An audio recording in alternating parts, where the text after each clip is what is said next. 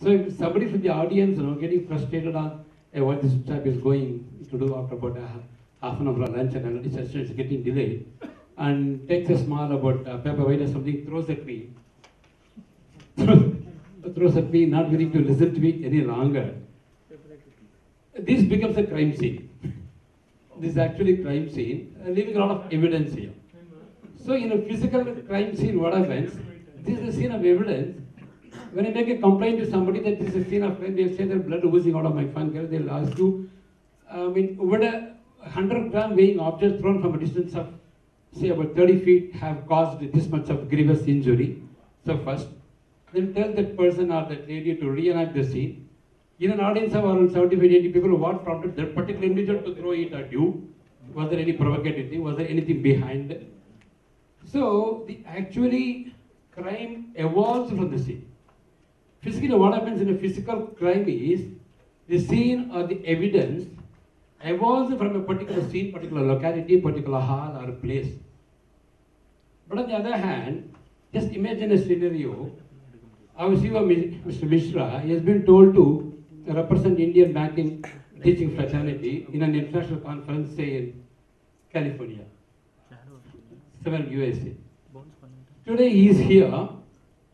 He is taking a printout of his visa papers and all that. Somebody from the hardware industry, software maintenance guy, he is helping him out in taking a printout.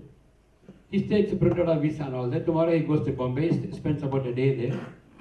Today he says mail, he switches off his laptop because he'll be on travel for about a couple of days. He spends half a day en route in Frankfurt, then goes to California on the third day.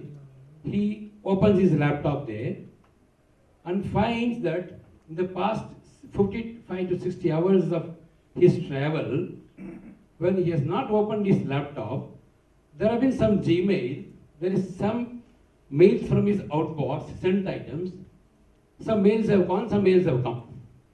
When he's sure that he has not opened his mailbox for the past 50, 60 hours of his travel.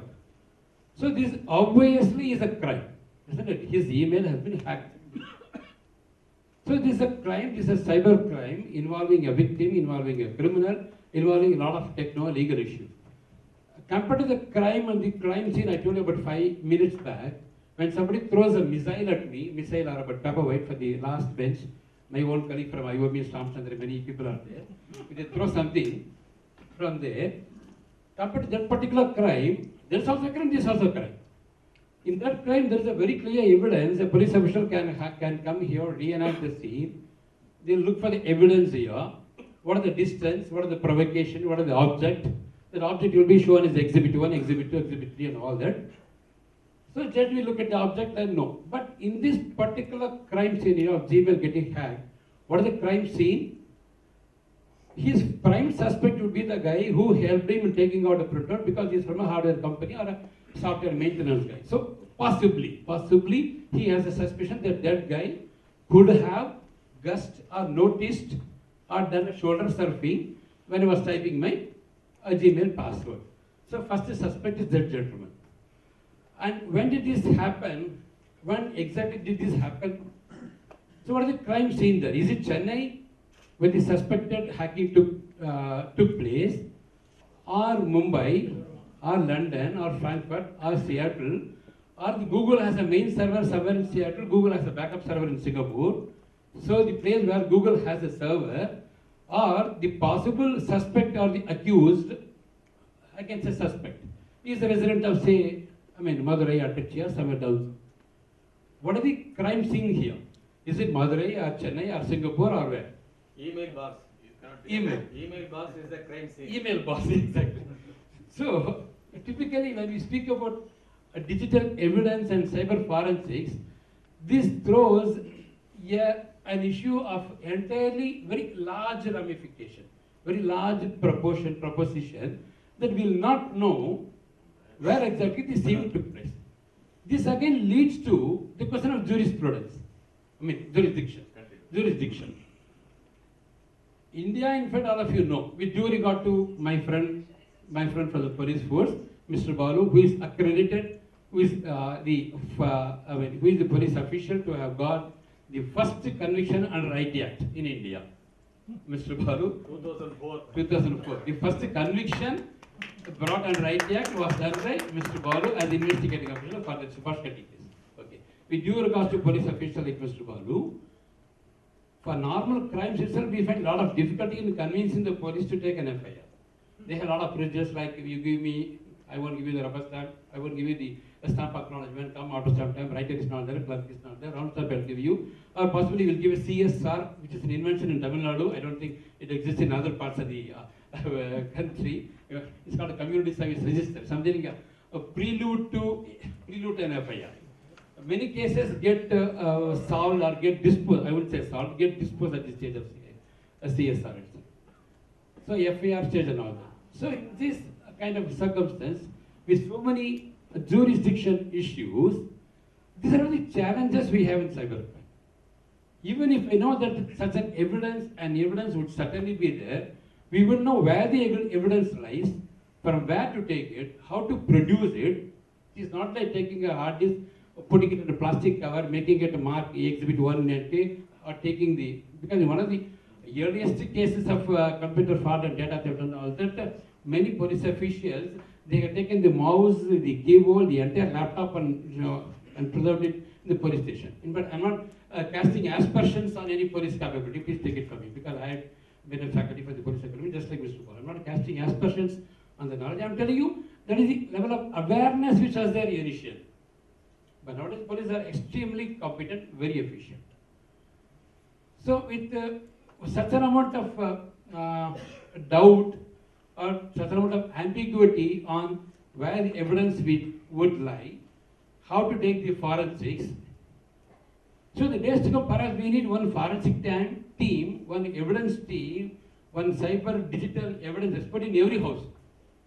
Because every house, every internet banking session is prone to become a cyber crime scene. Just like Mr. Rao was telling about half an hour back, there are three kinds of hacking, he said. Somebody who has been hacked and knows, somebody who has happy known but doesn't know, somebody who is going to be hacked. So basically what it goes to convey that every one of us is going to be sometime or other a victim. So we are going to see the challenges. I'm pretty sure I'm not going to give you any solutions. I'm not competent in giving you solutions. Because most of the consultants, they don't give solutions. They only give advice. So, there's a main job of a consultant. Okay. So, but as a typical consultant, I'll be throwing up on, the issues and different options, how normally things go about. And perhaps the process keeping you awake. This will work, huh?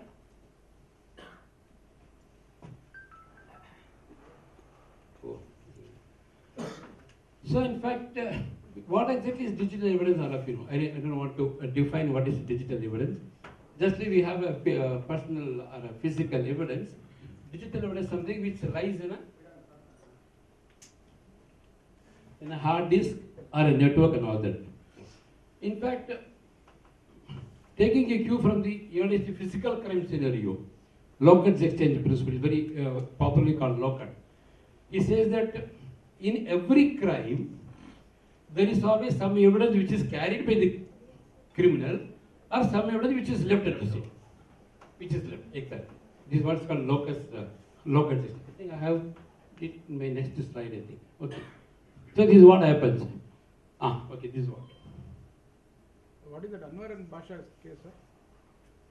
In fact, I'll be coming to the later part of my, I think. It is a very interesting case as far as digital evidence is concerned. Where the Supreme Court gave a lot of clarity. Because the earlier case, say Navjot Sandhu case, what was popularly called the Parliament attack case, with due regards to the judiciary, especially the lower level judiciary, the digital evidence or the cyber forensics was not taken seriously. I mean, the interpretation was not very clear. But this Anwar versus Bashir case threw a lot of clarity on it. It gave what exactly is digital evidence, how the IT Act and the Indian Evidence Act Section 65B gives some special powers with regard to digital evidence, which is not there in the case of physical evidence. I think we'll be coming to it in the later part of my thing. So this is what is popularly called Lockett's exchange principle. Now, in most of the crime thrillers, movies and all that, we have seen a lot of evidence, just very thrillers and film scenes when a car goes to a place, the car tire, we find something, that this is the evidence that the car went there, or the person taking that particular brand of a tea bag or some shirt button, the piece was lying in the crime scene, so he's the person. This is how normally crime goes. Police officials who have investigated this phenomenon. Now, what is the relation of this particular principle with what a cyber crime? Basically, cyber crime is as good or as bad, as difficult or as easy as a physical crime. So the investigation also proceeds on these lines only. But here a lot of techno-legal issues are involved. So typically a cyber criminal also leaves some trace. Some trace is left by him, not at the physical place, but the server or the email server where he accesses it. And some trace is carried by him in the mobile which he has got. Some trace is carried by him in the mobile. So, leaving some evidence, taking some evidence from the crime scene also holds good in the case of a cyber crime, digital evidence also. In fact, in the context of a mobile having an evidence, I'm sure all of you would have heard about what is scavenging. Scavenging means taking something from what has been discarded. Dumpster diving or whatever. If somebody throws something in the dustbin, I take it out and read it and take some useful information out of it and use it, rather misuse it. This has become very popular crime, especially in countries like US, where one particular company was concentrating on servicing of a hard disk. Nowadays, many Xerox machines, copiers, they come with memory. I think all of you would have noticed that we keep a paper, then we take out the paper. Even when the paper is removed from the memory, multiple copies keep going. So obviously the Xerox machine has the memory. So this company was concentrating on servicing the Xerox machines. The moment there's a minor problem, the company would tell the owner, sir, there's a minor problem, I'll take the hard disk, I'll replace it with a new one at a very good price, I'll take it. So this company was surrendering the whole hard disk and taking a new hard disk. But the purpose of paying such a high price for the earlier hard disk was that to take all the data possible. That company was especially concentrating on the Xerox machines used by senators, advocates, and police officials, where you know that these are the three areas where most of the national secrecy lies. The parliament areas or the assembly, constituent assemblies or whatever you call it, they call it senators, or the advocates and police officials. So, whenever I enter some young students, college, especially police officials, I used to tell them, do not surrender your mobile on a buyback. Because those who are in technology should be pretty well aware that there is nothing like a deletion in a mobile. In mobile, nothing is deleted. At least in a hard disk, we have the pressure of recycle bin, then trash. After trash, we got the zero sector formatting. Then we completely format the hard disk, then we degauss. There are different stages wherein we can ensure that completely nothing is recoverable. Whereas in the case of a mobile, we do not know what exactly the concept of storing things in a mobile. Whether it's a chip or the SD card or the what is there in the tower and all that. So that being the case, do not surrender your mobile on any buyback. These are the normal precautions which you can always take. So this is what is cyber forensic. I don't want to define this. Process of identifying, preserving, whatever we take. Then, so in the case of digital evidence, the biggest problem is how to handle it, how to take out the evidence, how to preserve it, and how to produce it in a court of law in an irrefutable, admissible manner. Normal evidence we know, putting it in a plastic cover and giving it an exhibit number 1, 2, 3 and all that.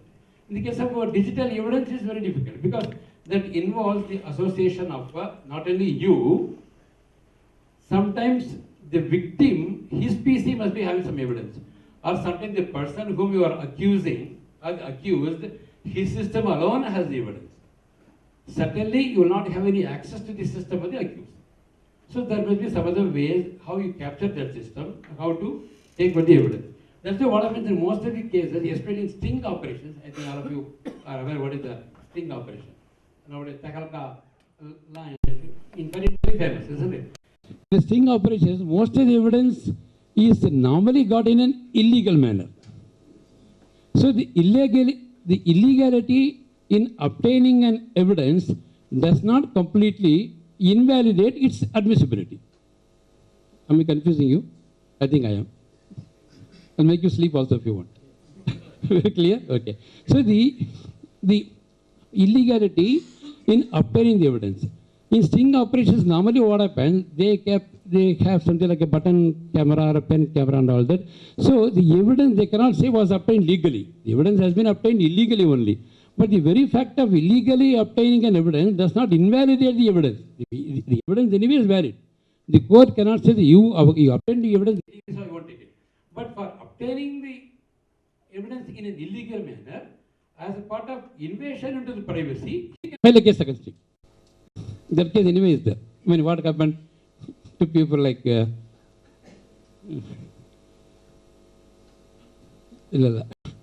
the case Tamil over the famous case in Shua, the guy who wrote an article, religious articles in Ananda Vidan, who was caught subsequently.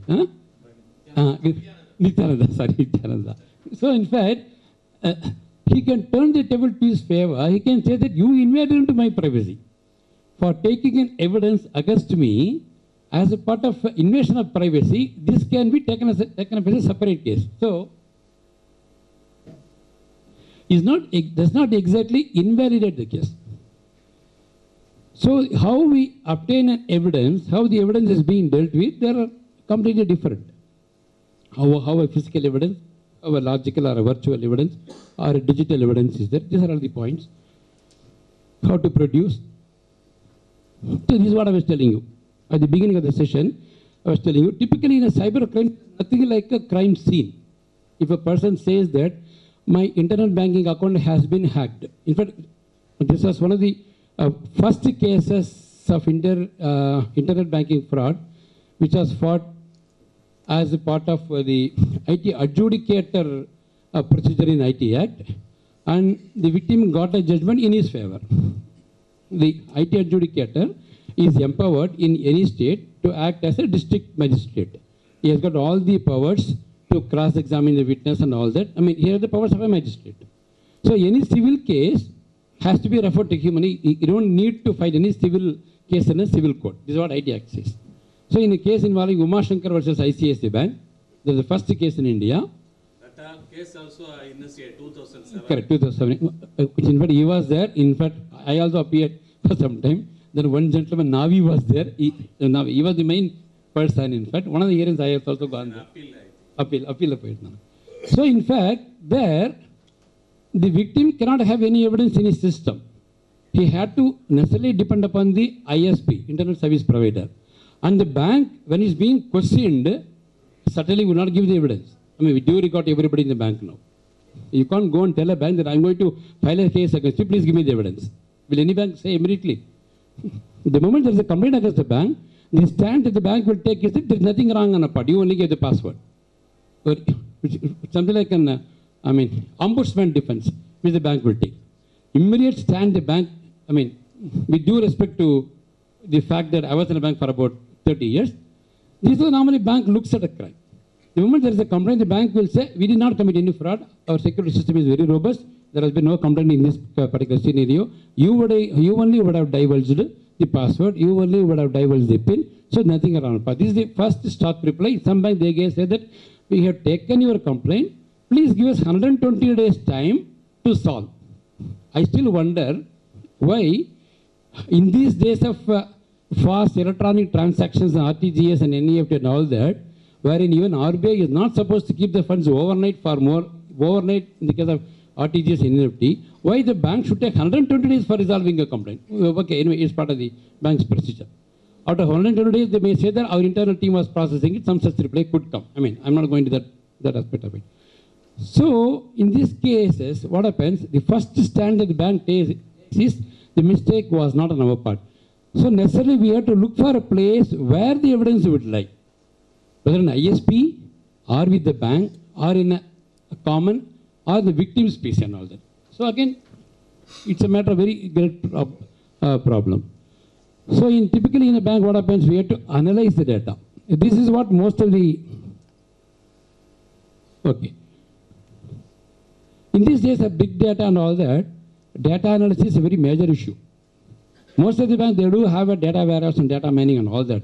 But from, I think recently, this particular aspect of the bank database was effectively put in use by the finance ministry after the demonetization, wherein they had to cover all the 2.5 lakhs and about transactions based on the PAN number across bank database.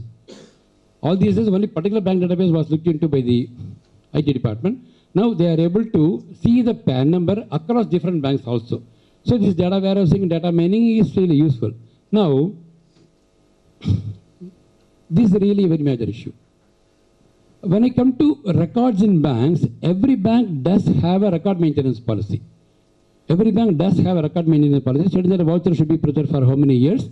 Vouchers, ledgers and guarantee registers, LC registers, attendance registers, customer complaint, everything. There is a very fixed period, a board approved a record maintenance policy. About 8-9 years back, Indian Banks Association came out with a suggestion in the early days of introduction of core banking in most of the banks. Indian Banks Association came out also with a model booklet discussing electronic record maintenance policy in banks. It was a priced edition, about 150 rupees they priced it. They said that with the introduction of IT Act and IT Amendment Act, when the records maintained electronically also is recognized as a valid evidence, banks should have a proper, well-defined, robust electronic record maintenance policy. This is one particular area wherein the banks have not given much attention which it deserves. A simple case of ATM fraud also. When an ATM fraud happens, when somebody suspects that in the ATM he receives an alert that his amount has been debited. Then he looks at the website, talks to somebody, then finds out which ATM ID. By the time 2 days, 3 days gone. So he finds out that particular ATM ID. Then he talks to the regional manager or the chief manager. Naturally, he will say, sir, I can't do anything. Somebody would have taken your PIN number and all that. The process takes about 1 to 1.5 months. Ultimately, he says, sir, go and make a complaint to the police. So police, the clerk is not there, head clerk is not there, ITR is not there, come next week. The process takes about 2 months. When ultimately the police records a complaint, gives a CSR or an FI, not FI, it is CSR number. By the time the complaint copy goes to the bank, after about 15 days, the bank would say that ATM log, we normally footage, we keep it for 60 days only, not more than that. This is a very practical difficulty. Actually, it has been quite interesting too. I'm not sure whether I can share a personal experience which I had to, I wouldn't say investigate, very investigative skill. It was a very normal thing only. A victim, he said that his ATM account, his debit card account has been fraudulently withdrawn. He receives an SMS at 10:55, 10:56, 10:57. Every 1 minute, he receives 4 successive 10,000, 10,000, 10,000. Because there is a cap on 10,000 per transaction. And the last transaction was 3,500. Total amount balance only 43,000. So last account was to the nearest, entire amount gone. Unfortunately, the account holder was abroad. But though he was in US, the card was with the son. The card with the son who was handling it. Okay, all these things I cannot say openly in a banker's forum. Anyway, this is exactly what he did. Then what happened, in a matter of 1 hour I got the information. Then we spoke to the private sector bank. The private sector bank said, this is the particular ATM from where the debit has come. He has lost the purse with the ID card, with the ATM card and all that. Some assorted numbers, something were there. So this guy has randomly checked about 2-3 numbers. And one of those numbers clicked. The moment he clicked, he has tried 4 successive times, 40,000 withdrawn. So we could know how exactly it has happened. Then we knew which particular ATM was there. We spoke to the public sector. Fortunately, it was a public sector bank. The bank's chief manager said that, sir, we got the ATM footage. I only told you we are going to file a complaint. Whatever the ATM footage you have, please preserve it. We were very sure that we are going to be groping in the dark. Because with an ATM footage, somebody withdrawing money from an ATM, this is the evidence we have. With that evidence, can I give it to any police and tell the police to find out who this gentleman is? It's going to be an extremely difficult task, isn't it? It's going to be extremely difficult task. But what happened, fortunately, very fortunately, the ATM was at the entrance of a very big factory. And the person who withdrew money, there were two guys, both wearing some uniform, which presumably was the factory's uniform. So it was very clear. Thanks to the swift action taken by the Public Sector Bank Chief Manager and IT department, thanks to the swift action, we went to the bank, we got the ATM footage. And second day, evening, third itself, I was able to see the ATM footage. The footage was very clear, the camera was extremely clear. The face, everything was very clear. Then we went to the factory manager. We said, we are not filing a police complaint. Matter will not even go to the police. Obviously, somebody from the factory has got the purse somewhere on the road. He has tied it, he has got the money. The factory manager, in a matter of seconds, he knew which employee it was. Employee 1, employee 2, both the names he knew. And in about 2 days, we got the entire money back. Now, this was done, this was possible not because of any investigative skill on my part or anything. We were not some Tuparium Sambu or anything like that. We never did any such thing.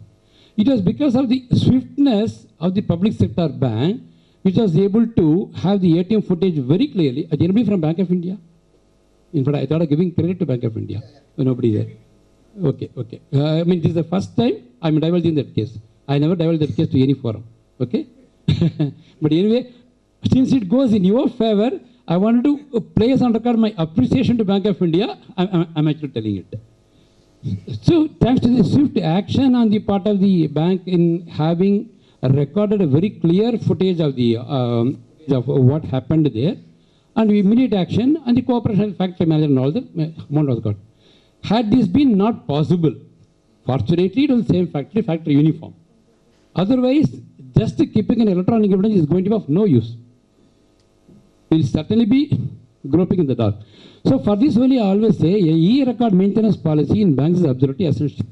Just imagine the plight of a customer who comes to the bank about 1 year by 2 years by this happened, my passbook is to be updated. Bank will say, 2 years by we had some other system, we got transferred from Crown to Finacle to some other system, so this data is not available. Or we will say that drive, we were having a DAT4, now we have the DAT5 drive, DAT4 is not readable, second excuse. A third excuse, all the data is being maintained only by the regional office, central office, so no data is here. And ultimately they will say that everything is there, sir, but after the day I can't take any printout. So what is the e-record maintenance policy in the bank? This is a very practical situation. Had this computerization not taken place, if I had had a couple of messengers, peons, I would have as well given him some 50 rupees or 100 rupees. I mean, with due regard to the peons fraternity, don't mistake me. These are most of the branch managers have done. Many of my colleagues are here. I would have given about 50 to 100 rupees to a peon. He would have sat in the evening about 8 o'clock, searched all the past records. He would have actually got me the record, even if it is about 10-year or 15-year-old record. Now, thanks to computerization, we are not able to do it. Surely. So, this is the lack of seriousness which e-record maintenance policy deserves and is not being getting. IBA has said very clearly that e-record maintenance policy should be a board-approved policy. You should say for how many years, how many months this record should be kept, and in which particular non-retrievable manner, with all access control, access privilege and all that should be there. These are all the part of the policy. So where exactly the evidence lie? I mean, the lie, I just tried to pun in that word. The evidence never lies. Evidence may lie in any of these places, a physical storage and all that. So network forensics. And mobile, I told you, mobile operating system is a very complex, it's not a simple operating system like we have a Windows or a Unix or some variant of Windows we have in desktop PC. Mobile comes in different kinds of thing. So from a legal perspective, what the IT Act does is, IT Act does not list out a cybercrime. It does not fix responsibility on anybody. It only says that records kept electronically are valid. The very purpose of enacting an Information Technology Act is not to define cybercrime. In fact, the word cybercrime does not appear in IT Act. IT Act does not define cybercrime. Cybercrime does not appear there, it does not define. It only lists about what are the cybercrimes as part of the criminal sections in 65, 66 to 67 ABC. That's all. Only about 2-3 sections. But it gives a legal recognition to electronic record. Because earlier what happened, there was always a confusion between the Indian evidence system, because Indian legal system is entirely based on evidences. As many top legal luminaries used to say, even if a crime happens in a court, in front of the judge, he cannot just say, this crime happened in my, in my presence, this is a punishment. That particular thing also has to come as a part of the procedure. Somebody who has seen the crime should say that I am a witness, because Indian system is evidence-based. Like the system in Pakistan, Bangladesh, many of the eastern countries, mostly the colonial countries, they are evidence-based. Unlike the system we have in Middle East, Gulf countries, or perhaps in very advanced countries like Singapore and USA. They are not based on evidences. Indian system is purely evidence-based. We have to produce the evidence for everything. So in the case of a digital evidence, IT Act only ensured that a record or a data which is stored in an electronic device is valid as an evidence. That's all. This is the only thing which the Act does. But when this Act was originally introduced, many of the people slightly got confused that, oh, electronic evidence is acceptable. So any computer printout is acceptable. So they started giving a statement, this is a computer generated printout, hence, emphasis mine. I give an emphasis there. Hence does not require a signature. Does it not sound as if anything which comes from a computer need not be signed? In fact, even in a forum like RBI also has repeatedly said that banks should not give any such certificate, banks should not give any such letter. Banks cannot give a letter, a printout or any such thing, yours faithfully, name, manager, column left blank. With the last line at the bottom of the letter stating that this is a computer generated printout, this is a computer generated letter, hence does not require signature. Does the IT Act anywhere say that a computer generated printout need not be signed? This is a 100% misinterpretation or lack of understanding of the implications of the IT Act. The Act does not say it. The Act says printout can be taken because there is no point in taking out the hard disk or taking the laptop and producing it before the judge. Take a printout.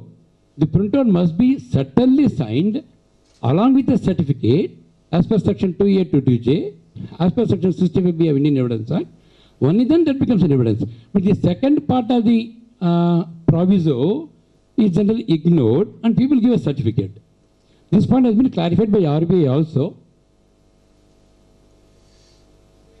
So it sounds as if I can take out an appointment letter, DSP so-and-so or appointed such and such and such, yours faithfully sent.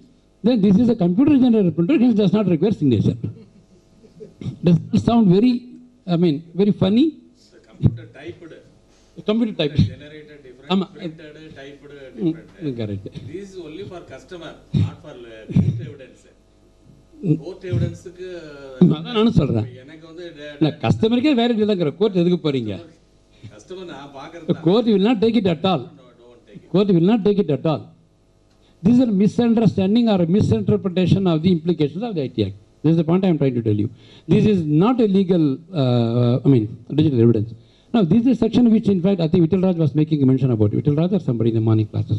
This is a very important section, especially for the bankers. I would say you have to be in the three phrases in this section: a sensitive and personal data, a reasonable security practices and procedures, and body corporate. For example, we send a mail like rajendran@gmail.com. From this mail, I send a threatening mail. From this email ID, rajendran@gmail.com, a threatening mail to Prime Minister Modi, stating that what Mr. Modi, your things have failed. I'm extremely unhappy with you. Some threatening mail which will make it a punishable offense. As an employee of some bank, I have been given an email, rajendran@bank.co.in. From that email ID, I send a similar mail addressed to the same person. Now, what are the legal implications of both? What are the legal implications of both? entity based. The second one is an entity. Exactly. In both the cases, I am the author. I am the owner of the data. But in the second case, in addition to making me an accused, the police can make the bank also an accused for not having put in place reasonable security practices. The police can make you also an accused. Perhaps an extension of this particular thing only morning somebody from here, I'm not very, he represented which bank? I didn't want to interrupt at that time. He said that the bank manager was almost arrested or something like that. Though So I did not believe that the bank manager may be arrested for not putting a security guard at the ATM. I was not very sure about the scenario, but anyway, with due regard to whatever he said. So perhaps the police would have thought that it is absence of reasonable security practices and procedures. Even now, the implication here is only on the civil liability, not on the criminal liability. So in official listen, always there is a disclaimer column. They speak always. All official mails Or- have got a disclaimer column in the end. Like disclaimer, reading what? Disclaimer. Disclaimer, reading what? What? I mean, what is the text? The bank does not hold fully the views which are being told in the The current account statement. Where? All email. Okay. No. In the email, the disclaimer which is part of the mail policy, normally it says that if you are not the intended recipient of this, don't act upon it, return it. It is more from the protection of the person who is receiving, more from the server. By chance, if a letter is wrongly delivered to a person, it is from that angle. Exactly. Actually, that is in that context only. If my letter is wrongly delivered to a person, don't hold me responsible because you are not the intended recipient of this letter. Please return it to the intended recipient. From that angle, they are putting it. So this section is a very enabling and very important section. So in the case of, I don't want to go deeper into it. In fact, perhaps about 2-3 minutes of time, my time towards the end, I'll give it to my gentleman from Lab Systems. He was talking about the Bangladesh data theft. Actually, he was a person who was, who did some of the investigation in that thing. Just about 2-3 slides they'll be doing it. He'll be discussing what are the steps to be followed while taking a digital evidence. Nowadays, when we talk of digital evidence, we do not know where the evidence lies. Because previously we know that the evidence, if any forgery is there, it will be in the ledger or some register. Nowadays we never know where the evidence could be. It could be any of these very funny, very humorous, and in objects which you can never even imagine. And these spy cameras, when you go to Google and search for spy cameras, you'll be baffled.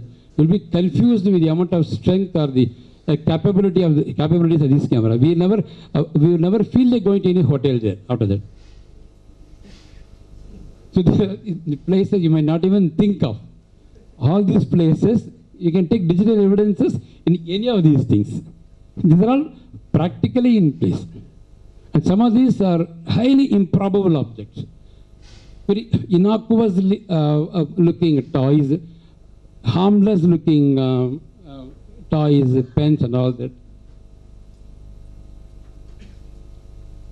So a lot of technological problems and issues. And how do you exactly collect the digital evidence? As I told you, the cooperation of the person from the bank is very important. Here, one major initiative of the government, one major initiative the government has taken is, all these days, there was nothing like a private digital forensic in India. If I knew that so-and-so is filing a case or he has got some evidence or he is giving a cyber harassment to me, cyber stalking, and I'm sure that his PC has got the evidence. When I go to the police has to either take my PC or his PC. But a lot of Word documents could be there, Word or Excel or any other kind of documents is there, which will go as an evidence. But there is nothing like a private forensic. So until the case is taken up by the police, when the police wants to confiscate, in such cases the police may not even like to confiscate, the case will go to the judge. After about few months or few years, the judge may call for the evidence. Do you really feel that the person is going to keep his same data, same server and PC till such time and the judge is going to call for it? So it's a very peculiar situation. Many foreign countries have the system of private digital forensics. In India, a private digital forensics kind of initiative was taken about 5-6 years back. Section 79A of IT Act had a provision for it. 2000 the Act came. 2008 amendment came.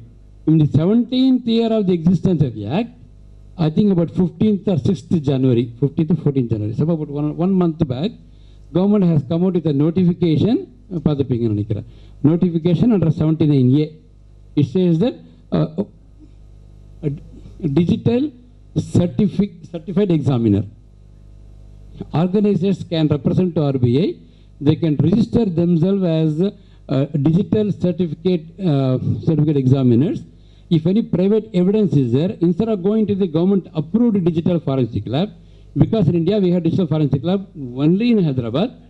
In Hyderabad, and many many state governments have it. Many states have it, children. Many state governments they do have it, but when you want to give something to the state government as an evidence, it will be the priority. They'll be having about 100, about 200 hard disk. So they say about 2 months, 3 months, 4 months and all that. By the time your thing comes up, it will be too late. So for this, they said that whenever the police wants, the police can take the records of these private digital forensic team. This is a very major, very welcome initiative.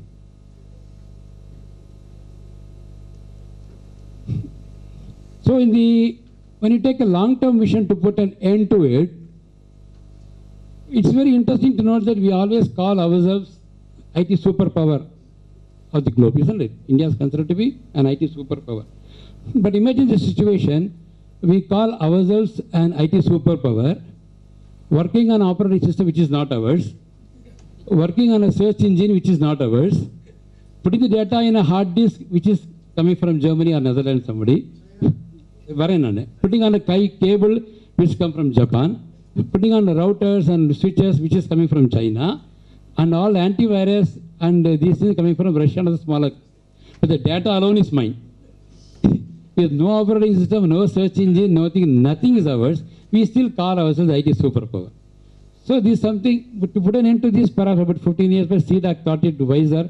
They developed our own operating system, and a person of no less caliber than Abdul Kalam, he himself said that the Parliament, Government of India should start seriously using BOSS, BOSS, Bharat Operating System, which is a rival to Microsoft. But for reasons best known to the parliamentarians, government did not take it seriously. I think now for the past 1 year, there are a lot of thoughts to it. They are told many ministries to start using BOSS. A day will come.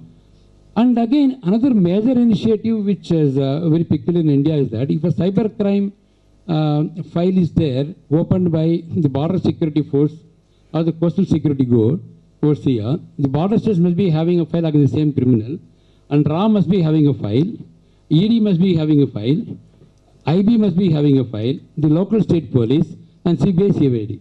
And unless every department, every investigating agency must be looking for the same person, all acting in isolation, acting as islands. There is nothing like an apex body to take care of a cybercrime coordination center. So this initiative has already been put in place last budget. In fact, I was telling this to the minister also. I think in your presence, I told him about it. One Dr. Gulshan Rai has been appointed as the Director General of IC4. It's called Indian Cyber Crime Coordination Center. It will be an apex body which will ensure coordination of all cybercrime related data among all the states, all the investigating agencies. So we hope that good days are ahead. And thank you, thanks for the opportunity.